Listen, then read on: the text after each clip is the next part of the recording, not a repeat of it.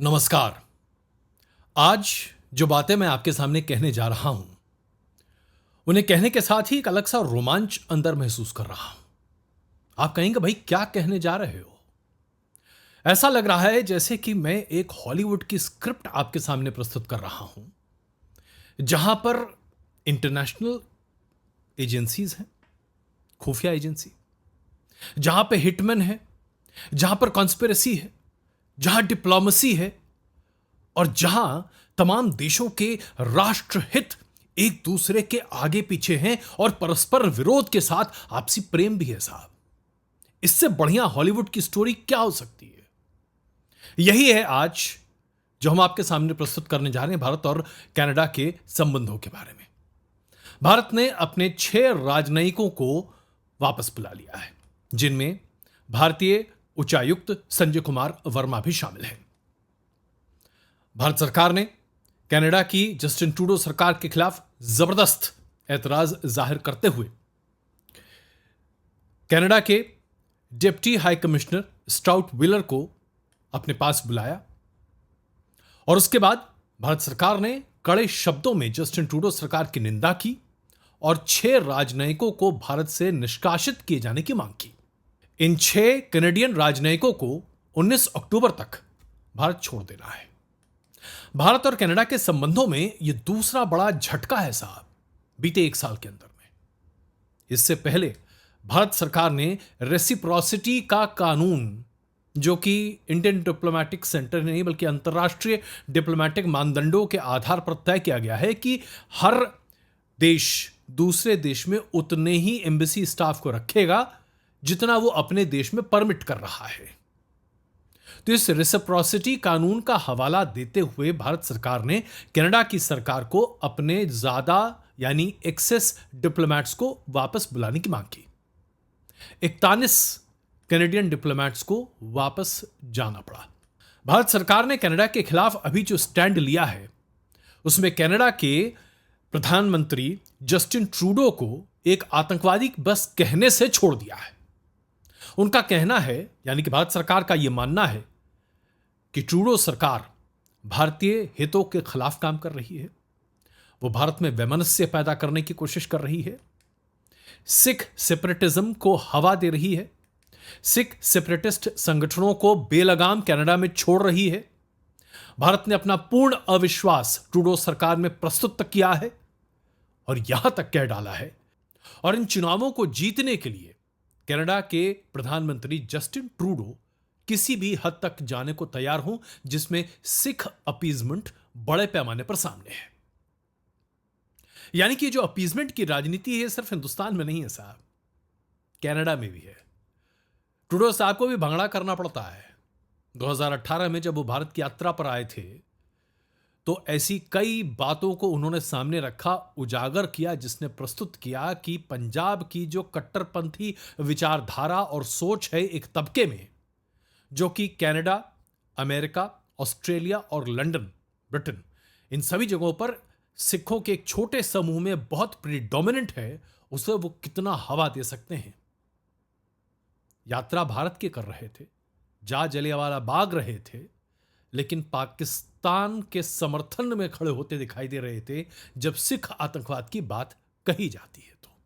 तो कुल मिलाकर भारत और कनाडा के संबंध 2018 के बाद से काफी कुछ गड़बड़ाते हुए दिखाई दिए हैं। लेकिन बीते 1 सालों में जो हुआ है वो अपने आप में बहुत चिंताजनक है। लेकिन यह प्लॉट कहां से गड़बड़ होना शुरू हुआ, अब आइए इसकी पृष्ठभूमि आपके सामने रखते हैं। आप सोच रहे होंगे कि यह सिर्फ भारत और कनाडा के बीच संबंधों के खराब होने का एक जरिया है जो अब प्रकट हो रहा है। ऐसा नहीं है साहब। इस खेल में सिर्फ कनाडा और भारत नहीं है, इसमें अमेरिका और ब्रिटेन भी शामिल है।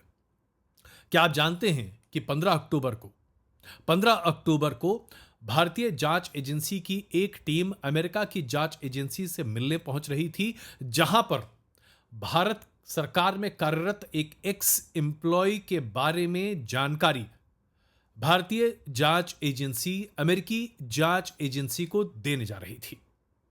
और यह जानकारी क्यों दी जा रही थी? क्योंकि अमेरिका ने खास तौर से भारत से यह आग्रह किया था कि सिख सेपरेटिस्ट और अमेरिकी नेशनल गुरु पतवंत सिंह पन्नू के ऊपर जो हत्या का एक प्रयास किया गया था जून 2023 में, उसकी जांच में भारत सरकार को अमेरिका की मदद करनी पड़ेगी। यह मामला इतना बड़ा बन गया था साहब, खास करके जब निखिल गुप्ता की गिरफ्तारी हुई चेक रिपब्लिक में, जिसने टारगेट किलिंग के लिए पैसे दिए थे, शूटिंग के लिए। उसका एक्स्ट्रेडिशन हुआ अमेरिका, और वहां से अमेरिकी सरकार ने यह दबाव बनाना शुरू किया कि इसमें भारतीय सुरक्षा एजेंसी का बड़ा इन्वॉल्वमेंट है, जिसके पुख्ता सबूत अमेरिका के पास है। रॉ के ऊपर निशाना बनाया जा रहा था साहब, और साथ ही साथ हमारे एनएसए अजीत डोभाल के ऊपर भी।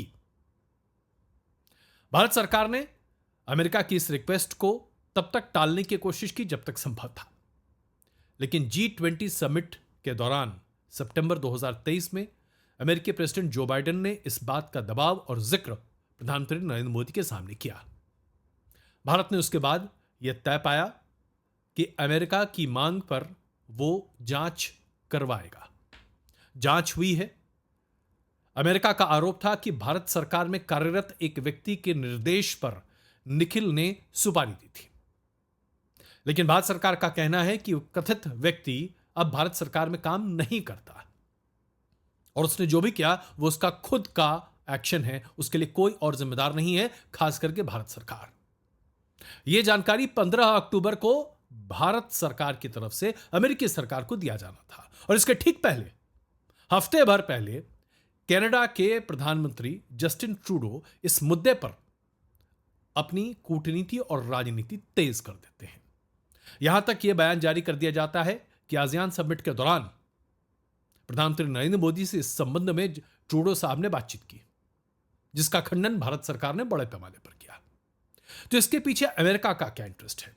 दरअसल अमेरिका इस बात को स्पष्ट करना चाहता है कि भारतीय जांच एजेंसी, भारतीय सुरक्षा एजेंसी और भारतीय एस्टैब्लिशमेंट कोई भी टारगेटेड किलिंग किसी भी अमेरिकी नागरिक का अमेरिका की धरती पर न करे।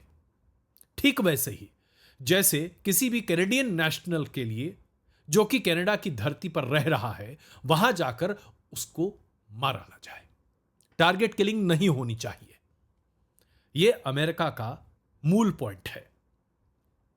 आप जानते हैं कि जो हत्या हुई थी कनाडा में सिख सेपरेटिस्ट और डीम्ड आतंकवादी हरदीप सिंह निज्जर की 18 मई को, उस हत्या के लिए भी भारत को जिम्मेदार ठहराया गया। जी हां, यह अपने आप में एक बहुत ही महत्वपूर्ण बात है कि किस तरीके से निज्जर हत्याकांड में भारतीय एजेंट्स की बात सामने निकल कर आई। यहां तक कि इसमें लॉरेंस बिश्नोई गैंग के शामिल होने की बात भी सामने आ रही है। अभी तक भारत सरकार के मुताबिक ऐसा कोई ठोस सबूत कनाडा की जांच एजेंसियों के द्वारा भारत को प्रभावित नहीं किया गया है और नहीं दिया गया है। तो यानी कि खेल क्या चल रहा है? तो सबसे पहले आइए आपको यह बताते हैं कि यह कहां से शुरू हुआ। दरअसल 18 जून 2023 को कनाडा में सरे शहर में गुरुद्वारा से बाहर निकलते हुए हरदीप सिंह निज्जर की गोली मारकर हत्या कर दी गई थी। निज्जर की हत्या का 30 सेकंड का एक वीडियो फुटेज तकरीबन 1.5 महीने बाद कनाडा की सरकार ने सामने रखा, जिसमें ऐसा माना गया कि कुछ भारतीयों की संलिप्तता थी और सिख पगड़ पहने हुए कोई व्यक्ति था जिसने निज्जर की हत्या की। इसके लिए भारतीय जांच एजेंसियों पर शक की सुई सामने रख दी गई। अब यह पूरा मामला क्या है, इस पर तो मैं टिप्पणी आगे करूंगा, लेकिन पहले निज्जर। आखिरकार हरदीप सिंह निज्जर क्यों कनाडा के लिए इतना महत्वपूर्ण है? इसका बैकग्राउंड क्या है? निज्जर कोई कैनेडियन नेशनल पैदाइशी नहीं था। उसका जन्म तो पंजाब के जलंधर के जिले में हुआ। ऑपरेशन ब्लू स्टार के समय वो एक नौजवान था।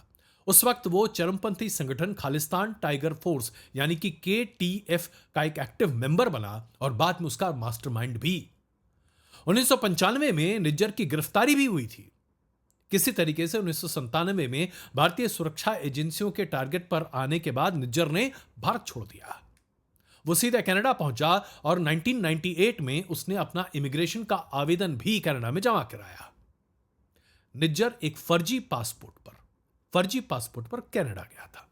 वो अपने आप को एक पॉलिटिकल एक्टिविस्ट के तौर पर प्रस्तुत कर रहा था और पॉलिटिकल असाइलम लेने की कोशिश में उसने सिटीजनशिप की एप्लीकेशन दाखिल की थी। निज्जर के दोस्त और खालिस्तान के समर्थक गुरप्रीत सिंह पन्नू ने बताया था कि निज्जर की सिटीजनशिप के आवेदन को कनाडा की सरकार ने खारिज कर दिया था। कनाडा पहुंचने के 11 दिन के बाद निज्जर ने एक कनाडा की महिला से शादी की और वीजा का एप्लीकेशन फिर डाला। एप्लीकेशन फिर रिजेक्ट हुआ। निज्जर कोर्ट पहुंचा। कोर्ट ने भी उसके एप्लीकेशन को रिजेक्ट कर दिया। लेकिन 2001 के बाद अचानक से निज्जर को कनाडा की नागरिकता कैसे मिल गई, यह बात आज तक कनाडा की सरकार ने सार्वजनिक नहीं किया है। निज्जर वांटेड लिस्ट में है भारत की। निज्जर पर खालिस्तान के नाम पर पंजाब में आतंक फैलाने का आरोप है। लेकिन कनाडा की सरकार ने इस पर कभी कोई ध्यान नहीं दिया। भारत सरकार ने कई बार निज्जर के एक्सट्रेडिशन की मांग सामने रखी। ऐसे में 2023 में निज्जर की हत्या होती है और उसके बाद जस्टिन ट्रूडो की सरकार भारत सरकार पर उंगलियां उठाती है और कहती है कि भारत सरकार ने निज्जर की हत्या करवाई, ये एक टारगेटेड किलिंग है। इसके पीछे का रहस्य, अब इसका भी पर्दाफाश आपके सामने कर देते हैं। जस्टिन ट्रूडो की सरकार अल्पमत की सरकार थी। 2023 या उसके पहले ही जस्टिन ट्रूडो ने सिख सेपरेटिस्ट सिंपैथाइजर जसमीत सिंह की पार्टी से समर्थन लिया था। जसमीत सिंह के दबाव में आकर कनाडा के प्रधानमंत्री के सुरक्षा सलाहकार ने भारत पर यह आरोप लगाया कि निज्जर की हत्या का पूरा षड्यंत्र भारत सरकार में रचा गया है। इसको अंजाम देने के लिए कनाडा के भारतीय हाई कमीशन में पूरी तरीके से प्लानिंग की गई और वहां के अधिकारी इसमें शामिल हैं। यह आरोप जून 2023 में पहली बार लगाए गए। जून 2023 में अमेरिका ने भी भारत पर पन्नू की हत्या में शामिल होने का आरोप लगाया। जून 2023 में ही विदेश मंत्री एस जयशंकर ने कनाडा की सरकार की निंदा करते हुए कहा कि कनाडा की सरकार भारत विरोधी तत्वों को कनाडा में समर्थन दे रही है। पूर्व प्रधानमंत्री इंदिरा गांधी के असैसिनेशन को एक ग्लोरीफाइड तरीके से प्रस्तुत किए जाने के विरोध में भारत सरकार ने अपनी बातें सामने रखी थीं। सितंबर 2023 में जी समिट के दौरान जस्टिन ट्रूडो ने इस मुद्दे को भारत सरकार के सामने उठाया भी था। उसी वक्त जो बाइडेन ने भी अमेरिका में पन्नू का मुद्दा भारत के सामने उठाया था और भारत से इस बात पर भी गुजारिश की थी कि कनाडा में होने वाली तथाकथित टारगेट किलिंग के बारे में भी भारत सरकार को कनाडा की सरकार के साथ सहयोग करना चाहिए। यानी कि जुगलबंदी आप देख रहे हैं ना साहब, यह जुगलबंदी स्पष्ट थी। अब इसके साथ साथ अमेरिका के साथ भारत सरकार की सुरक्षा एजेंसियों ने काम करना शुरू किया। लेकिन भारत सरकार ने हमेशा यह कहा कि जस्टिन ट्रूडो की सरकार कोई भी एक्शनेबल इंटेलिजेंस या इनपुट शेयर नहीं कर रही है भारत सरकार के साथ। ऐसे भी किस तरीके से जांच की कार्रवाई आगे बढ़ाए। लेकिन ट्रूडो साहब को तो कनाडा की अपनी राजनीति को अंजाम देना था। तो ट्रूडो साहब ने कनाडा के पार्लियामेंट में इस बाबत बड़े कड़े बयान दिए और कहा कि भारत सरकार के पहल पर कनाडा के नागरिक पर जानलेवा हमला हुआ और भारत सरकार कनाडा की राजनीति में अपना दखल बनाना चाहती है। इस तरह के तमाम आरोप जब प्रधानमंत्री ट्रूडो ने कनाडा के पार्लियामेंट में भारत के खिलाफ लगाए तो भारत ने लॉ ऑफ रेसिप्रोसिटी के तहत कनाडा के एम्बेसी से उनके जो नेशनल्स हैं, उनके जो कैनेडियन स्टाफ थे, उनको वापस जाने के लिए कहा। 41 कैनेडियन एम्बेसी के स्टाफ भारत को छोड़कर चले गए। जनवरी 2024 में कनाडा की इंक्वायरी कमेटी ने आरोप लगाया कि भारत सरकार कनाडा के चुनावों में दखल दे रही है, ठीक वैसे ही जैसे 2020 में अमेरिका ने आरोप लगाया था कि अमेरिका के चुनाव में रशिया और रशियन ताकतें इंटरफेयर कर रही हैं। भला कोई यह बताए कि भारत की क्या दिलचस्पी है कनाडा में किसकी सरकार बनती है और क्यों? भारत की इतनी दिलचस्पी जरूर है कि वो तमाम तथ्य, वो तमाम लोग जो भारत विरोधी एजेंडे को कनाडा में अंजाम दे रहे हैं, उन पर नकेल कसी जानी चाहिए। इसी साल मई में कनाडा ने यह दावा किया कि कनाडा ने 4 भारतीय नागरिक जो कि निज्जर हत्याकांड में संलग्न थे, उनको गिरफ्तार किया है। और फिर आसियान समिट के दौरान ट्रूडो एडमिनिस्ट्रेशन ने इस मुद्दे को फिर से उठाया, जिसका खंडन भारत सरकार ने किया। लेकिन उसके बाद जो हुआ वो अब आपके सामने है, यानी कि 6 राजनयिकों को भारत ने वापस लिया है और 6 कैनेडियन राजनयिकों को भारत से निष्कासित भी किया है। कुल मिलाकर ये जो पूरा खेल है, अगर आप इसको अच्छे तरीके से समझने की कोशिश करें तो यहां पर क्या क्या इंग्रेडिएंट्स दिखाई देते हैं। सबसे पहले आप देखिए, सिख सेपरेटिज्म, सिख आतंकवाद का समर्थन करने वाला एक छोटा सा समूह कनाडा में है, जो जर्नैल सिंह भिंडरावाले को अपना भगवान मानता है। मैंने खुद कनाडा के कई गुरुद्वारों में देखा है कि भिंडरावाले को लेकर वहां लोगों के सेंटिमेंट्स क्या हैं।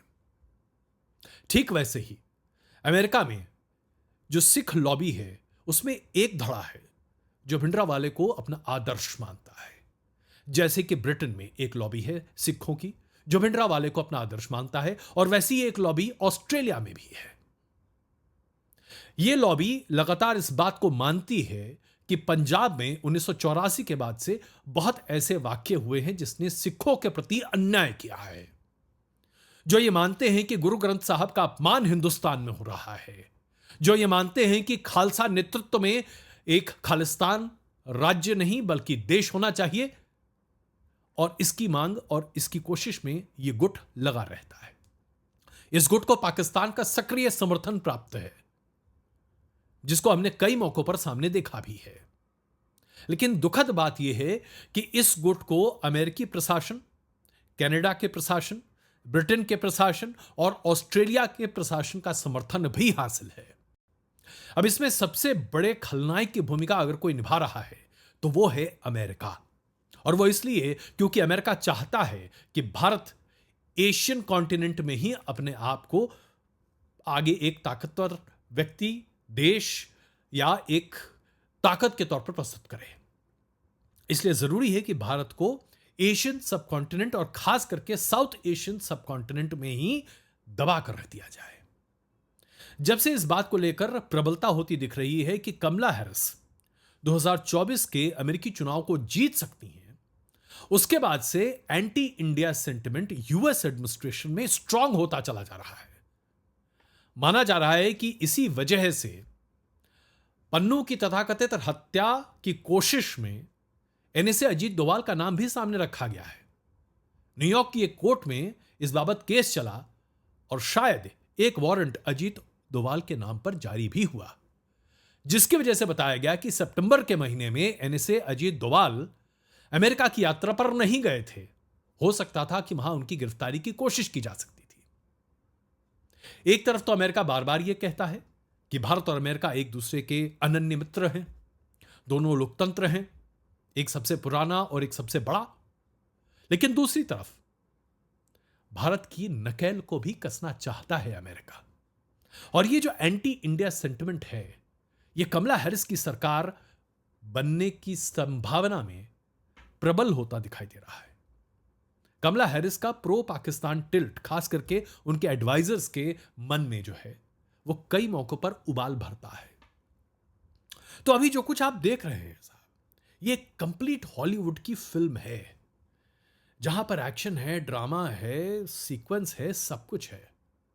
बस यहां पर रियल प्लेयर्स हैं। वास्तविकता में देश और राष्ट्रहित का एक बड़ा घालमेल है, जहां भारत अपने राष्ट्रहित को लेकर आगे चल रहा है। अमेरिका भारत को एक बेड़ी में बांधने की कोशिश कर रहा है।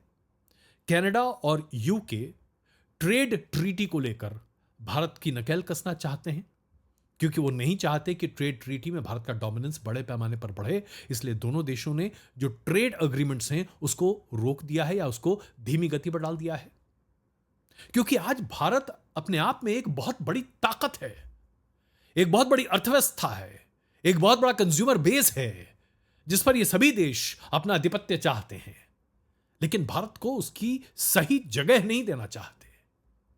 इसीलिए तमाम खेल हो रहे हैं। लेकिन इसके बीच में मैं आपको यह भी बताऊं कि एक खेल और भी है। एक खेल और है साहब, और यह खेल लॉरेंस बिश्नोई गैंग का है। इसके बारे में विस्तृत चर्चा करूंगा अपने अगले वीडियो में।